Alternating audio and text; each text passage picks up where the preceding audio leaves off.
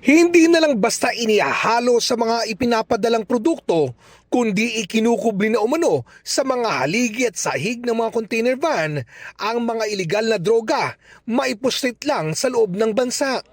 Yan ang isiniwalat sa media kanina ni Bureau of Customs Commissioner Ariel Nepomuceno nang ipresenta ang aabot sa 41 kilos ng hinihinalang shabu na galing umano ng Afghanistan. Nasabat ang mga ito kamakailan sa Manila International Container Port o MICP sa tulong ng intelligence report na ibinigay sa kanila ng PIDEA. Aabot ang kabuuang halaga nito sa 278 million pesos.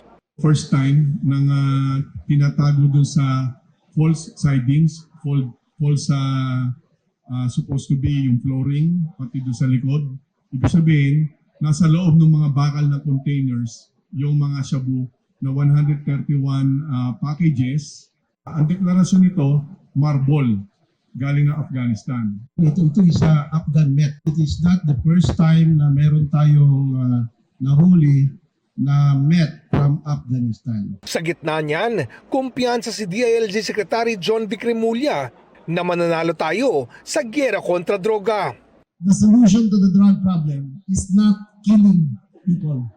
It is these kinds of operations which solves the problem, which lowers crime, which makes the people's lives better.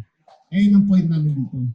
Pwede naman magtrabaho na hindi pinapatay yung maliliit na tao. Pagtitiyak naman ng BOC at PIDEA, magpapatuloy ang mahigpit na koordinasyon ng mga ahensya upang patuloy na mapigilan ang pagpasok ng iligal na droga sa bansa.